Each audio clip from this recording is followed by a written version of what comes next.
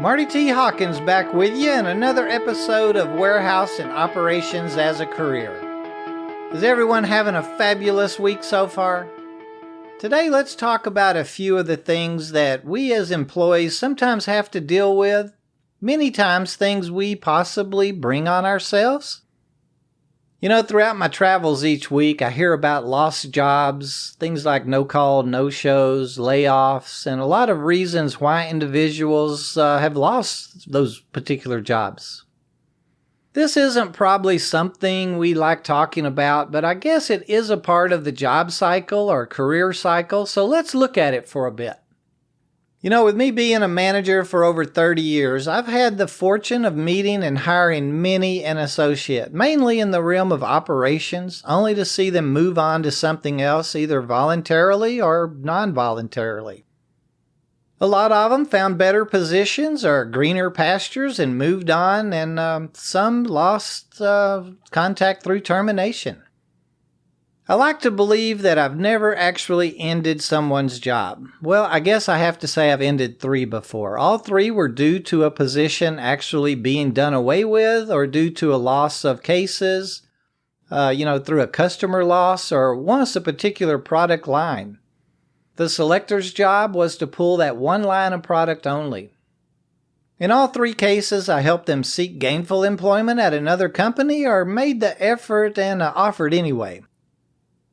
One of my VPs from the past, kind of a mentor to me for several years, once told me that he'd never terminated an associate, that they'd always terminated themselves.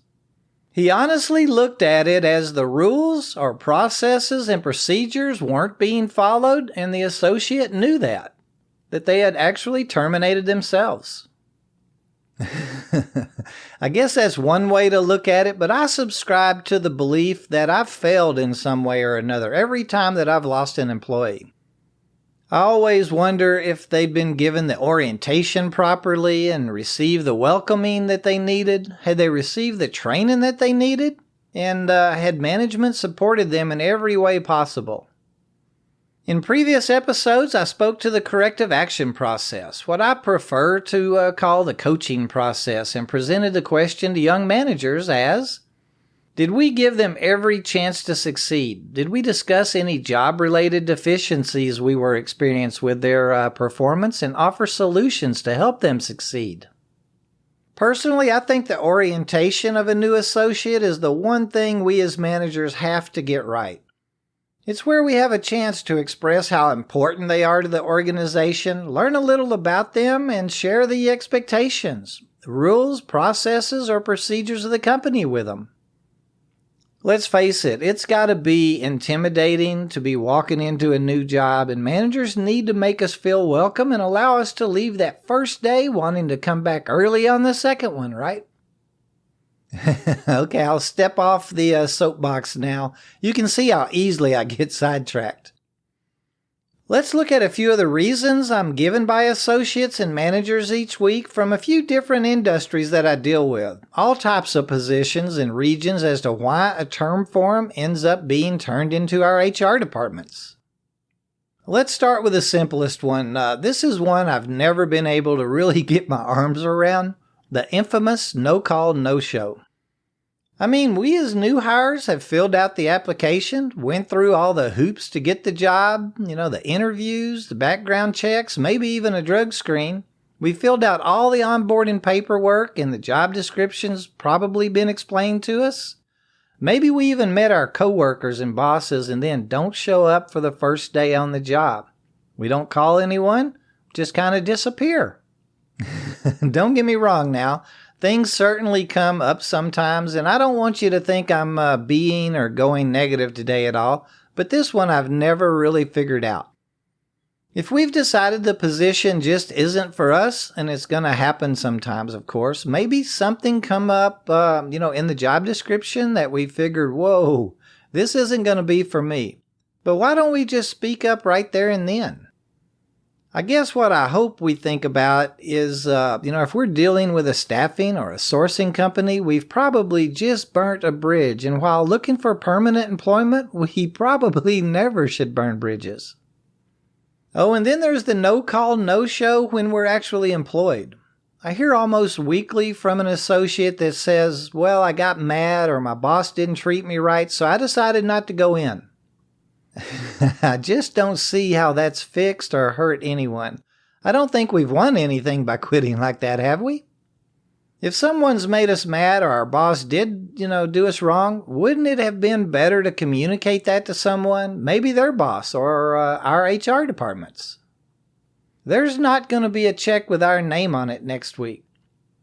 Again, I know things happen from time to time, but it's rare that I hear a valid reason from anyone concerning a no-call, no-show. A phone call is just too easy to make. If we're going to take off no matter what our boss says, go ahead and do it, but just call someone.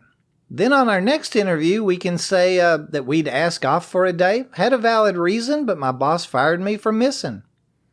It'll go over much better than them finding out about us no-call, no-showing. I believe a no-call, no-show, we'd have to agree that we've actually quit or terminated ourselves, right? I hear this one a lot, just about every week. Something to do with excessive absentees and missing too much work. Our employers are going to need a certain head count to hit the needed productivity numbers every day. The hours and shifts were probably or hopefully explained to us when we applied for the job, and even if the hours were changed later, we probably, were told about it, and I'd assume we accepted them. We've stayed with the company, so why are we surprised when our supervisor counsels us 1, 2, or maybe 3 times and then lets us go? Typically, we're not terminated on our first or second absence in like 90 days. Again, I'm not being negative about us quitting our jobs, and I think we all would agree we've quit. We just took the long road to doing it. We knew it was coming, I think. And then there's this one, insubordination. When I hear this one, I kind of come close to understanding sometimes. We here at WAOC have talked a few times now about handling ourselves in a professional manner, and yeah, that's difficult at times though, isn't it? If we assume we're liking our job, it's important to remember we have other recourses than saying no to management or something like, that's not my job.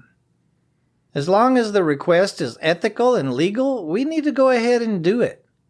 Many times we don't know the reason or the end result, but hey, we're being paid and it's just a part of it. A real quick example, I was a high-rise selector. I'd only been on the job for about 3 months, and a supervisor came up hurriedly and asked me to go clean the men's room real quick, and then he just disappeared. I was still a new employee. I had 2 kids at home that was going to want donuts when I got home that morning.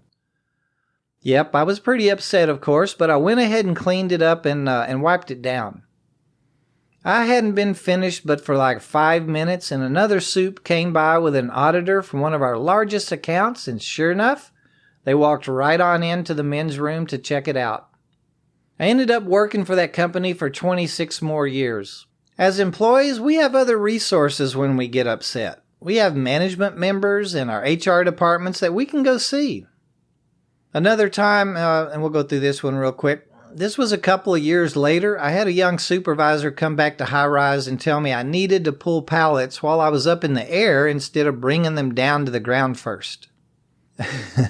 I respectfully, or I hope I was real respectful, told him that I was uncomfortable working around our safety protocol and suggested that we go check with the manager first.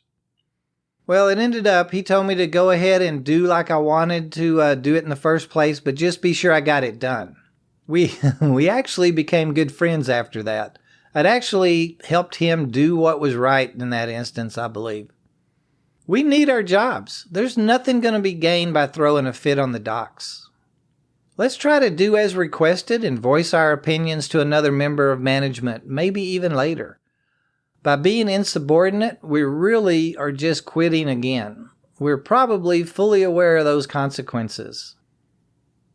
Oh, this one comes up way too often to horseplay. And this one's really kind of tough. Our shifts are sometimes long. It's hard to maintain our focus for 10 straight hours. Keep our heads down and focus on our jobs, isn't it? There's several different concerns. There's safety concerns, quality concerns, and we probably know the rules. I hate hearing about a young employee, meaning a new employee actually, losing his or her job for horseplay. I just always trust us more tenured associates will kind of mentor and advise the new boots to do the right thing. Once again, I hope the consequences to horseplay has been explained to us. With horseplay, there may not be any corrective actions applied at all. It'll depend on what it is that we're doing wrong. Anyway, we probably knew better. Why do we get upset when we're dismissed? It's probably a human nature thing, I guess.